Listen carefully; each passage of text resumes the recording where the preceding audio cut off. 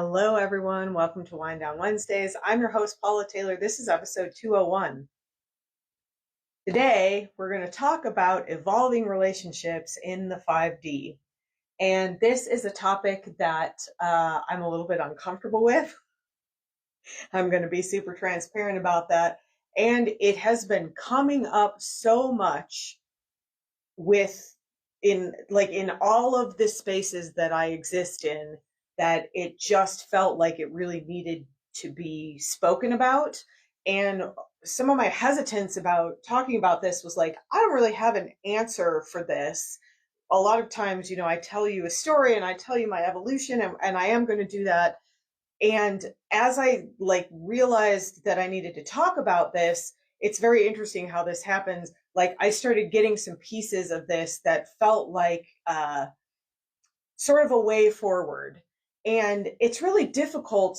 This is a good example of how we're stepping into this, what we've kind of collectively decided to call the 5D, which is sort of 3D being yes or no, all or nothing, kind of fear-based, and then 5D being yes and more unconditional love-based. And we are really pioneering this collective shift. And it's difficult because we don't know where we're going exactly. We're in this transition together, and we don't exactly know what things are going to look like on the other side of this. And some of this is like figuring out, what do things look like in the 5D? And so one of the things that's been coming up a lot, this has been coming up for me on and off for years as I've been on my awakening journey, but I'm really seeing this reflected so much in the collective that I work with right now, that I felt like I would be doing us a disservice if I didn't talk about it, even though it's a little bit, it feels a little bit vulnerable to talk about. But it's this idea of what I'm calling evolving relationships in the 5D.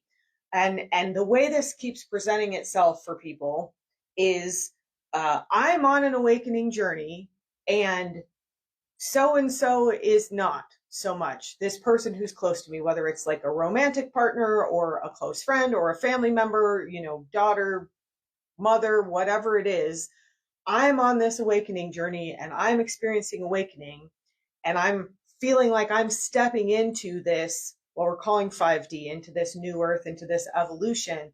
And this person or people who are close to me are not. And I don't know what to do about that. I don't know what the answer is. And like I said, I've been dealing with this too, and realizing that it needs to be spoken about, and it needs to be spoken about from this idea of what have we been doing in the 3D, and maybe that doesn't work in the 5D, and what might work, what might we create together as we step into the 5D. So last night I said to my husband, I'm going to talk about you on the podcast tomorrow. And he just sort of shrugged. So I took that as permission. So I'm going to talk about him as my example. And I have been with my husband since 1999. That's when we met. So a long time ago, kind of ages both of us. And I've been on this awakening journey, as I often mention, since I was about 16, but especially since I was 19. So I was already on my awakening journey, which started out more as like an integration kind of healing journey when we met. And there have been points throughout our relationship when I felt like I was really making a big expansion or a big leap, more into awakening, integration, awakening into now it's the 5D, whatever word we're using for it. And I had concerns about kind of whether we were going to be able to stay together. How do we keep meeting if I'm continually evolving in a way that sometimes feels like it's taking me away from him? And we had this kind of uncomfortable conversation the other night where he said some really interesting things that we're going to talk about more. But at first I want to talk a little bit about why this is so difficult to talk about. Why, first of all, we love our loved ones, and we don't want to feel like they're being left behind. And there's judgment inherent in that statement. I'm leaving someone behind implies that I'm going somewhere and they're not. And I think my husband pointed that out. When I was talking to him, he sort of said, I feel like you think there's a certain way to do this, and I'm not doing it the way you want me to do it. And so you're kind of judging me about that. And again, we're going to come back to that because that's actually important in the sort of like, what do we do about this portion of the show? But right now we're talking about like, let's define the issue and like, what is it that's coming up? And I think one of the reasons this is so difficult, and what I was trying to explain to him, and I'm not sure that I ever like got this across in a way that like made sense until I started thinking about talking about it on the podcast. And then of course I got an analogy that seems like it works, is that this is not like saying, like you used to like apples and I used to like apples and I don't like apples anymore. I like oranges. This is not like a preference thing. This is an actual vibrational shift. And if somebody's not in that vibrational shift, it's really hard for them to understand kind of what you're even talking about. And the example that came to me for this is the movie Pleasantville. It's an old movie at this point, but if you've never seen it, I think it's got, is it Reese Witherspoon and Tobey Maguire? And so the basic plot of this movie is that these people get pulled into this sitcom. And it's like an old timey kind of Leave It to Beaver sitcom where everything is like, seems so wonderful and seems so great. And it's in black and white. And so they actually end up in this sort of 3D version of this 2D sitcom where everything's in black and white. And what happens as the story progresses is that essentially people start awakening and all of a sudden they start experiencing the world in color. And that is a really good analogy for this idea of what awakening is. It's like we're going from a view that's limited in some way to a view that's much more expanded, or an experience that's limited in some way to an experience that's much more expanded. And the issue with this, and you can see this like in the movie, is that when you're trying to explain to the person who's in black and white what it feels like to be in color, they don't have a frame of reference for that because they haven't like shifted into that other frequency. And I think there's a point in the movie where she's looking at these apples on the tree. And she's like, oh my God, look at this apple. Look at how beautiful it is. Look at how red it is. That is a very good description of what awakening feels like. I mean, there's a lot of difficulties in awakening, but one of the reasons we do it is because of the joy and the bliss and this experience of like opening your eyes and seeing things in a new way and experiencing things more deeply and getting this like sense of joy in living that you didn't have before this awakening. So the woman is going, oh my God, look at these apples and they're so beautiful and juicy and red. And like to the person she's talking to, it's like, it's the same old gray apple that's always been on the tree. So I think one of the sort of inherent difficulties in even like bringing this up with someone or talking about this with someone is that if you are, to use this analogy, if you're living in color and they're living in black and white, and you're saying, oh my God, you're missing the color and it's so amazing and look at the color. And they're like, I don't know what you're talking about. It looks the same to me. So it can be difficult to even like broach this subject with people. And I just wanted to mention that because when I was having this discussion with my husband and he was making very good points that again, I'm going to go into, but I also I could tell he didn't understand what the big deal was. Why is this a big deal to you? And again, like to him, it's like, well, you used to like the gray apples and now you like the red apples and they're all apples.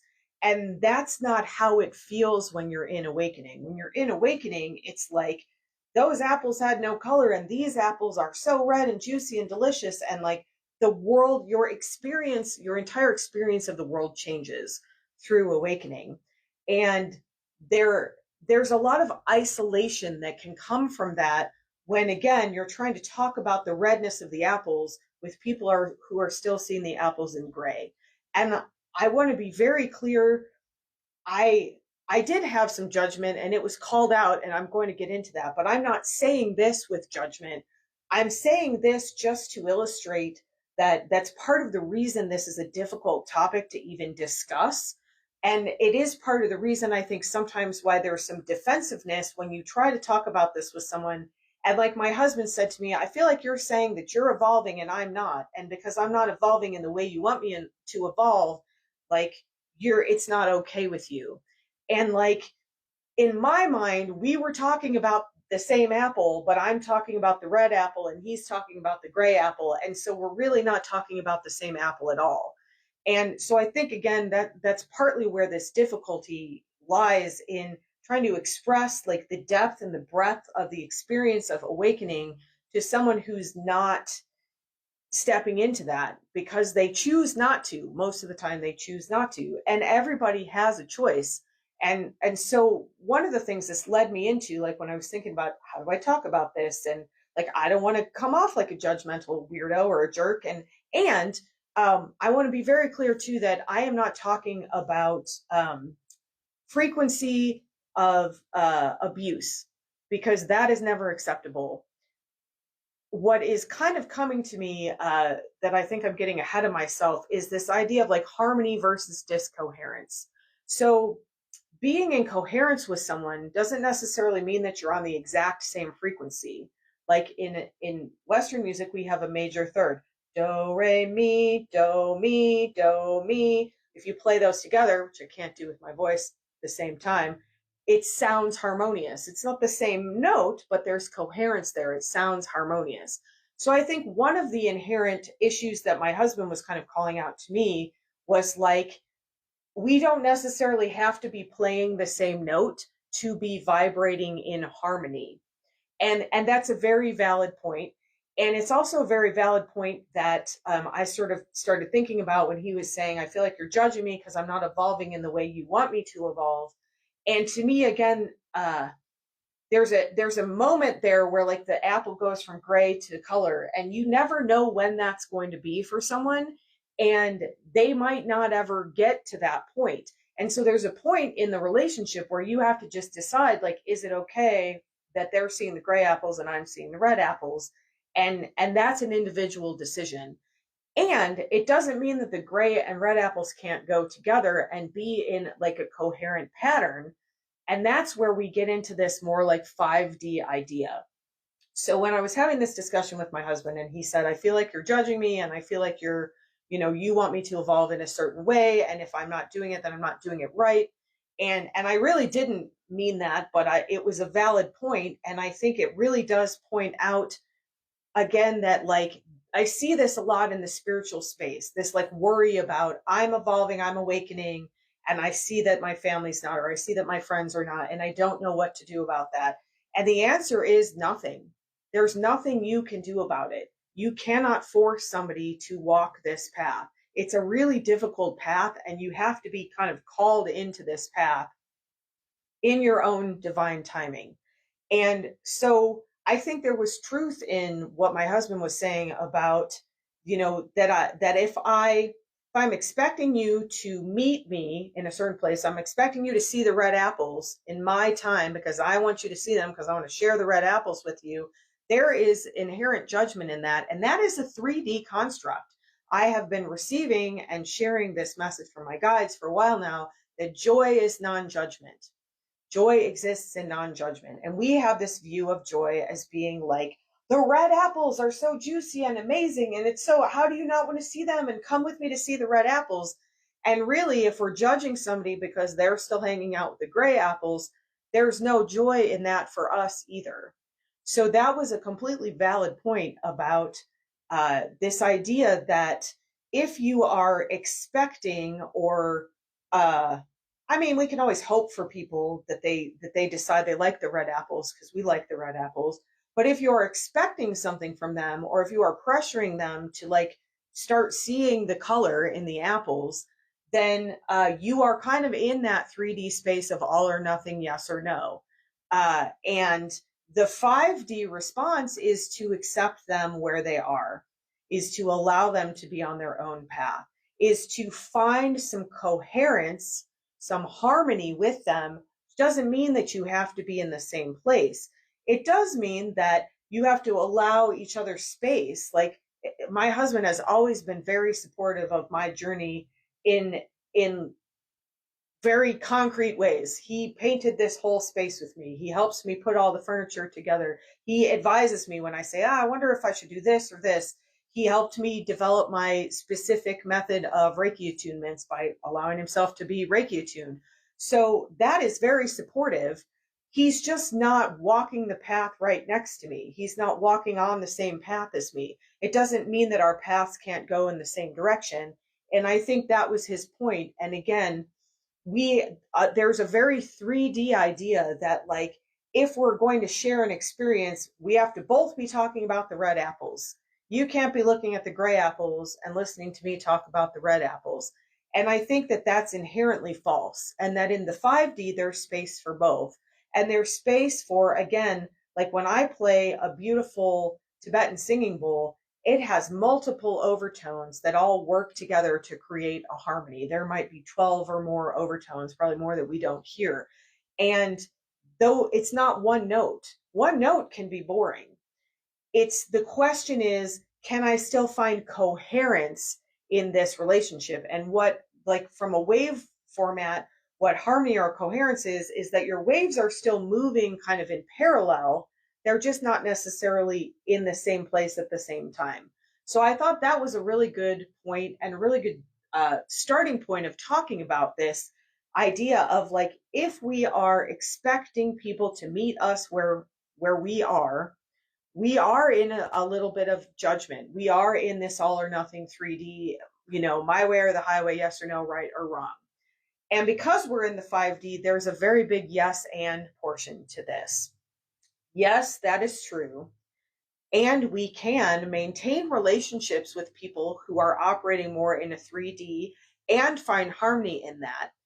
And it is also true that it is very isolating to be in spiritual awakening without someone else who understands what being in spiritual awakening is. And that's where this 5D community comes in. That's where the yes and comes in. I think that especially in the Western world, we have been sort of indoctrinated with this idea that we are supposed to get everything we need from one person or a small group of people. Like your family is supposed to provide everything you need, or your romantic partner is supposed to provide everything that you need.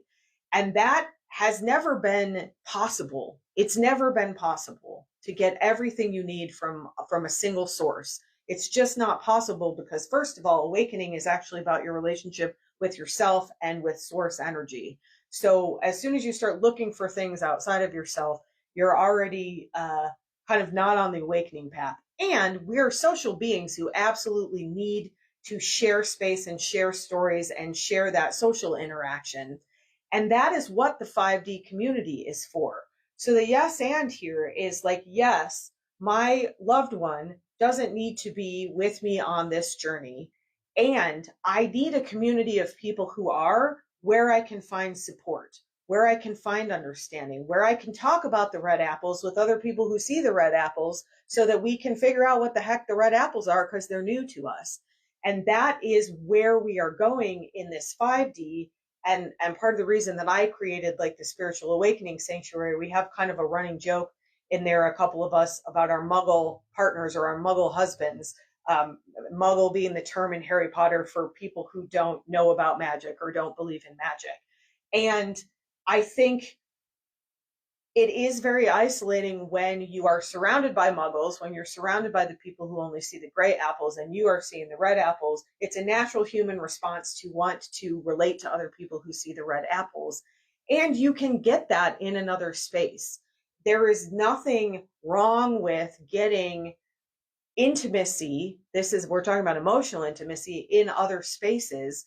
And we do that through friendships. And it's very funny when I think about this topic, and when I've been kind of dealing with this in my own life and relationships. At one point I was talking to my archangels about this, and they were kind of laughing. They're like, you humans, you have such like strict and rigorous rules about how you can relate to each other. And it's just so silly. And then they started telling me about this, like a throuple, essentially, that my archangel form is in with like two other archangels. And they were sort of laughing at like the human version of me who was like, oh, that's like, how does that work? Like, because the 3D has indoctrinated us into this idea of like what especially romantic partnerships look like, but also what social structures look like. And so part of stepping into the 5D is like, do we want to keep doing things the way we've been doing them? And like, we've already seen a lot of beautiful shifting in my lifetime as somebody who's in their 40s.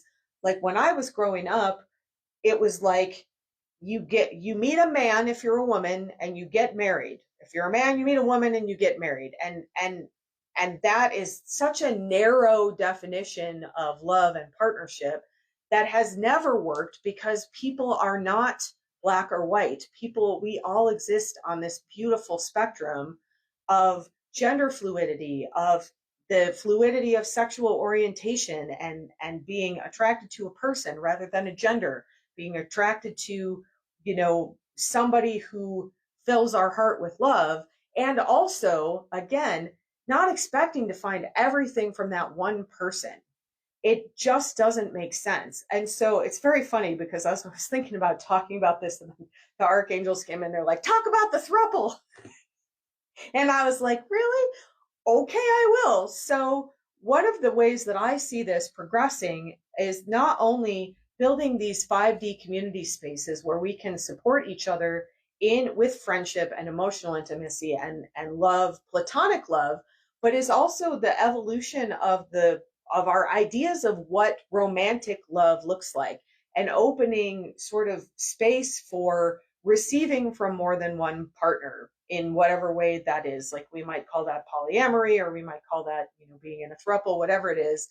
And like, as somebody who was raised Catholic with like really rigorous, it's very interesting to me how much resistance this brings up in my own mind about kind of what is acceptable in quotes or not. What does a romantic relationship look like? Especially, what does a family unit look like? We talk about chosen family all the time, and you might have one relationship with your blood relatives or no relationship, and then a totally different relationship with people who have become so close to you that we call it like your soul tribe. It feels like your family because you are vibrating in such coherence.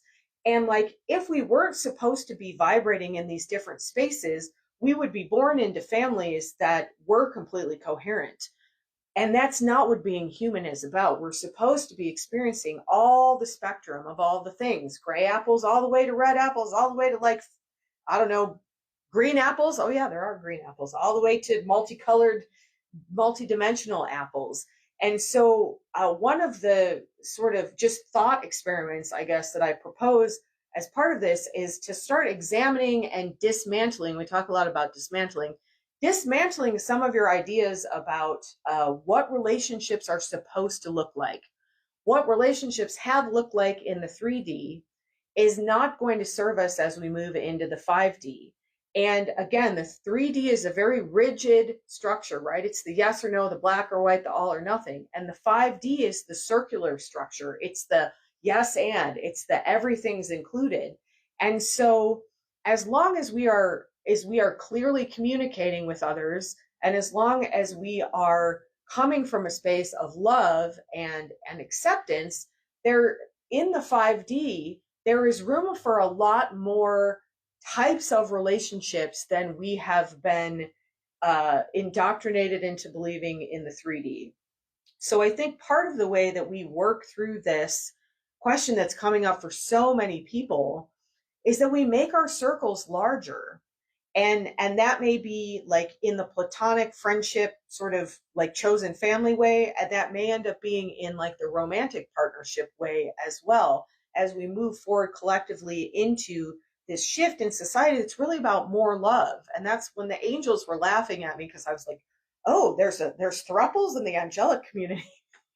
And they were just like, and they don't have bodies, so they're not dealing with sexuality in like the same way that we are, but this definitely came through as like what we would think of as like a romantic partnership between three of us. And it was kind of like they were just sort of laughing at me, and they were like, love is love. Like, you have a shirt that says love is love. Like, love is love. What don't you understand about that? And again, it's pointing out some of the like the mental kind of limitations and these sort of inherited and now internalized structures that we have in our own belief system and in our own worldview about like how things are supposed to look. For many years, I was operating mostly in kind of a hermit mode, because and since I was a kid, this has happened to me. I meet somebody and we really resonate for a while, like as friends, especially. And then for whatever reason, we're not resonating together anymore. And usually it's like sort of like they just kind of leave my field. And I used to take that really personally, and I used to think there was something wrong with me, and that am I not a good friend? Am I not a loving person? What is going on? And eventually, like, understanding things in terms of frequency really helped me to recognize, like, I always use the analogy of like playing in an orchestra. Like, the whole orchestra is not always playing together. Sometimes there's a duet. Sometimes the strings are playing and the winds aren't. Like, when I play my bowls, I don't play all the bowls at the same time all the time. That would be too much. Sometimes one bowl is playing alone. Sometimes another bowl comes in to join. And there's no judgment in any of that. It's the judgment that's part of the 3D that kind of causes all the issues around this sort of pressure that we feel about meeting our emotional and physical and social needs in a specific way. And so when the angels were laughing at me about, well, love is love, like, when I started thinking about how do I talk about this and what does this look like, I think the discussion starts with, like, maybe we want to redefine our, like, what we consider to be relationships, or some of the rules we've had in relationships. And again, that's a really individual decision, but I also think it's helpful to have like a collective sort of discussion about this, and this idea of, like, when there is a fairly substantial portion of society now who are seeing the red apples, who are stepping into awakening, who are having these really intensely awakening experiences, uh, we need to find each other and support each other, because that work is meant to be shared. That is part of what this big transition is. And that's partly why there's so many more people awakening. I've been doing this work for over 20 years. Every once in a while, I have people come into my comments on my social media. I've been doing this, old hippie from the 60s. I've been doing this since then. Like, there have always been people who are more awakened than sort of society as a whole. Sometimes we call them ascended masters. And what is happening now is that there is more opportunity to awaken for more people.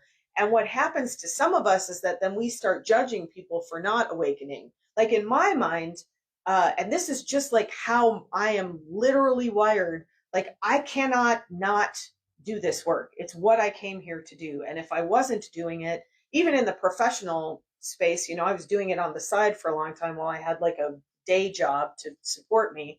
But I've always been doing this work personally, and I've always found people when I needed them who could help kind of support me, and who I could support in the resonance that we were in at the time.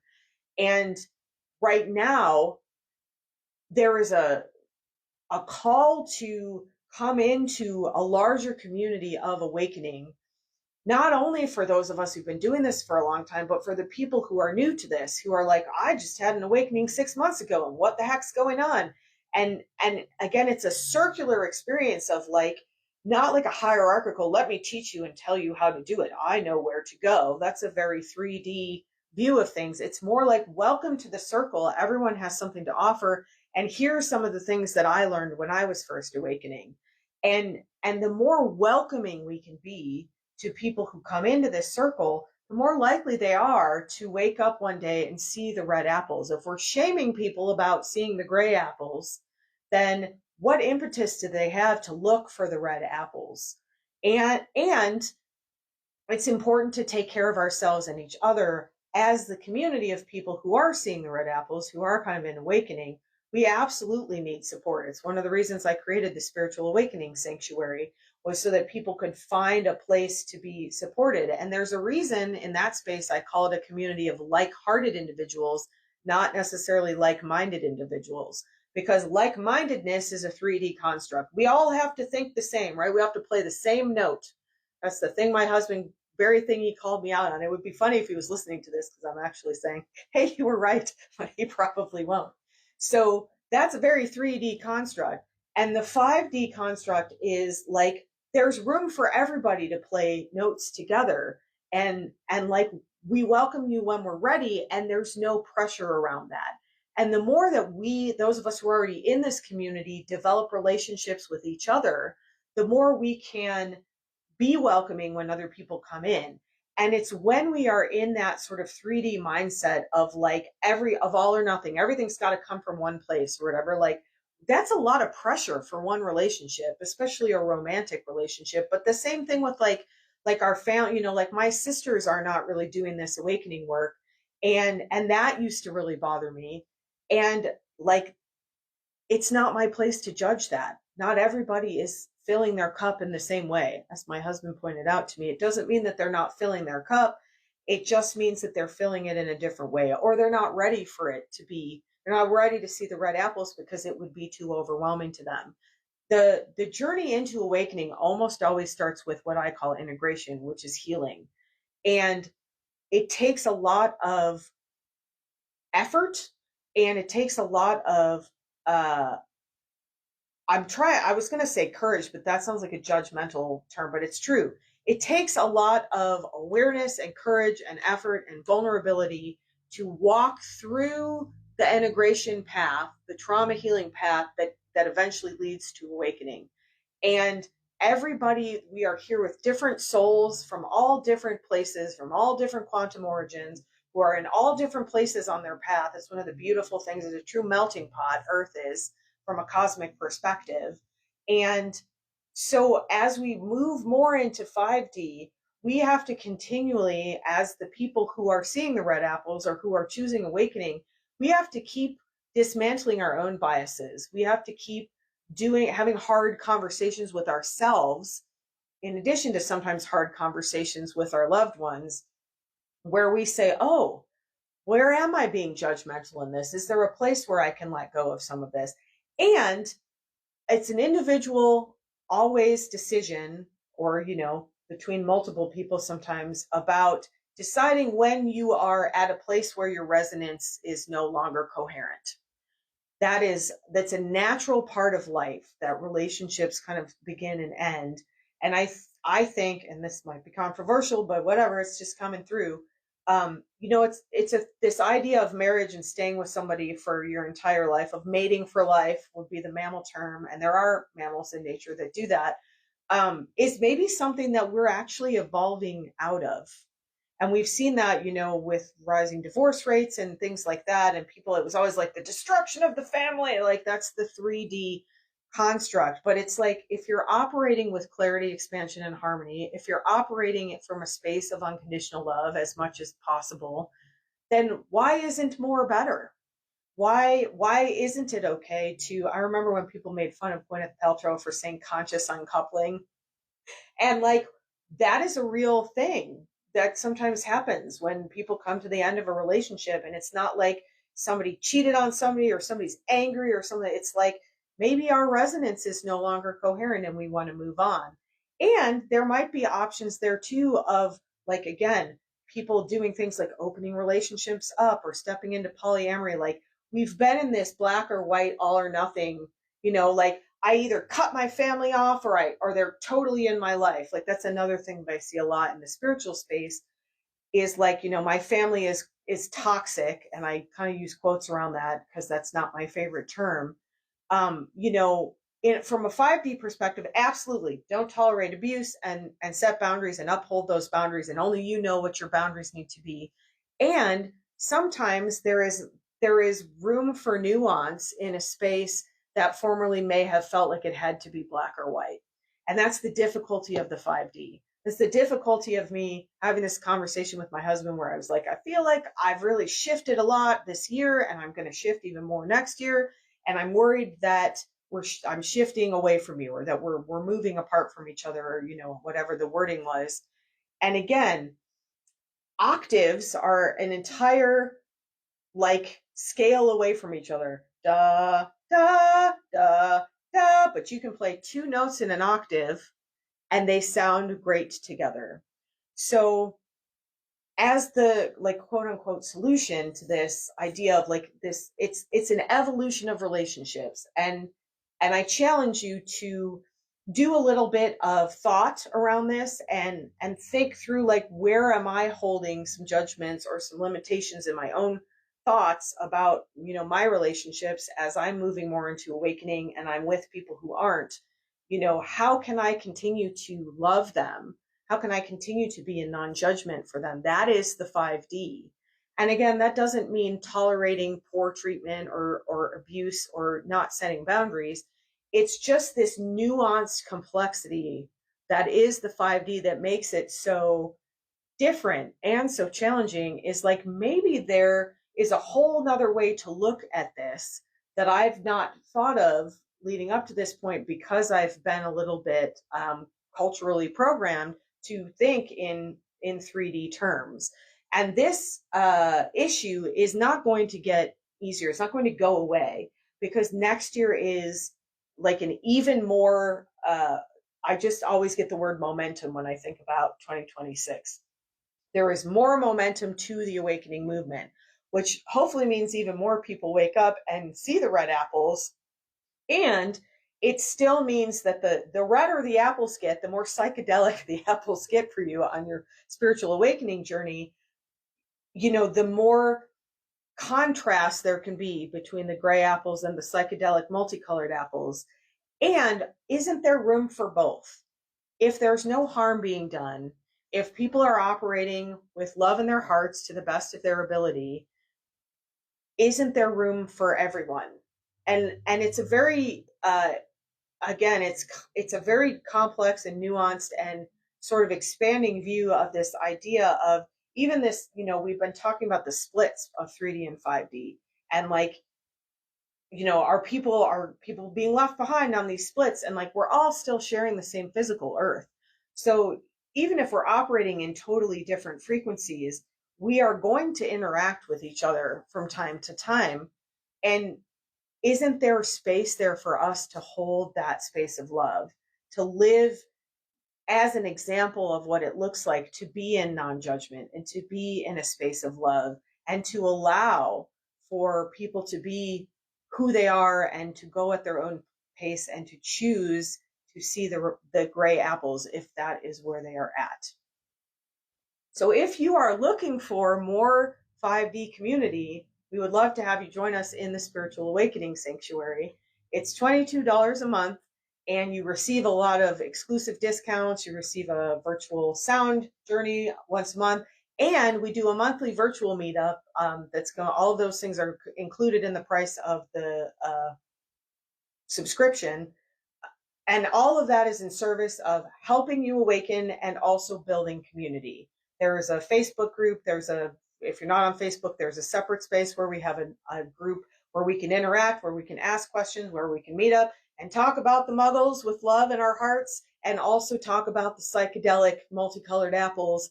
Like, oh my gosh, I saw the craziest apple the other day, and I know you guys will understand it. That's what that space is for. So there's always a link in the show notes if you decide you want to join us.